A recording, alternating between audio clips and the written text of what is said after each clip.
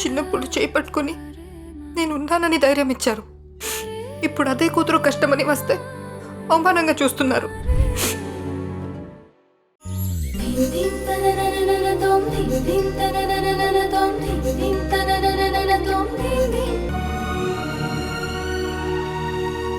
వసు, ఇంకా నిన్నటి గొడవ గురించి ఆలోచిస్తున్నావా? అమ్మ అడుగుతోంది, వసు ఏది, పొద్దుటి నుంచి కనిపించట్లేదు అని. రా వెళ్దాం. నేను రాను సార్.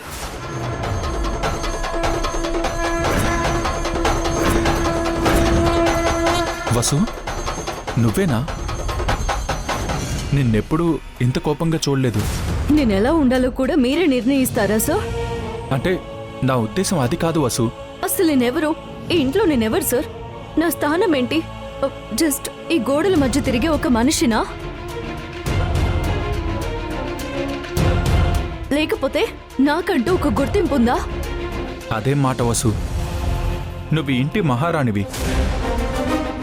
అమ్మకి తన కడుపున పుట్టకపోయినా ప్రాణం ఇచ్చే కూతురువి. నాకు నాకు నువ్వు అమ్మలాంటి భార్యవి. నీ స్థానమేంటని ఆలోచన నీకింకెప్పుడు రానివ్వకు. మహారాణి ఎంత అందమైన పదం సార్. కానీ నాకైతే ఈ ఇంట్లో జీతం లేని పని మనిషినేమో అనిపిస్తుంది. కిరీటం పెట్టి మరీ బానిసని చేసినట్టుగా అనిపిస్తుంది. వసు ప్లీజ్ అలా మాట్లాడుకు. నా వల్ల నిన్న నువ్వు మాటలు పడ్డావు. ఈసారి నీకు మాట రానివ్వకుండా చూసుకునే బాధ్యత నాది. అమ్మకి మాటిచ్చాను వసు, అందుకే ఎదురు మాట్లాడలేకపోయాను.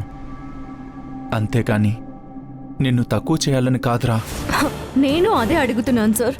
మీకు మీ అమ్మగారు బాధపడకూడదు, అత్తమ్మకి నందితమ్మ బాధపడకూడదు, నందితమ్మకి దాస్ బాబాయ్, ఆయనకి మీరా, ఇలా ఒకరి కోసం ఒకరు బాధపడతారు. కానీ నేను బలావాలా?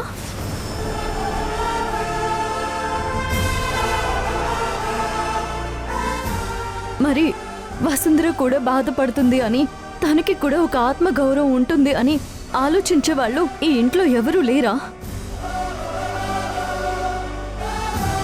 ఈ మెడలో తాళి కట్టినా ఎందుకో మీ మీద కూడా నాకు హక్కు లేదు అనిపిస్తోంది సార్.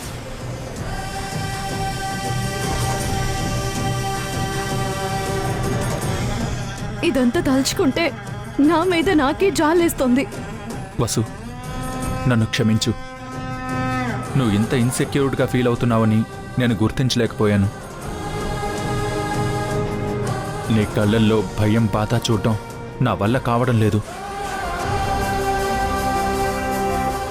వసు, ఇది నా తప్పే. నువ్వు అడగాల్సిన అవసరం ఇంకెప్పుడు రానివ్వను వసు, ఇంకెప్పుడు రానివ్వను. ప్లీజ్ వసు, నువ్వు అసలు అలా అనుకోకు ప్లీజ్.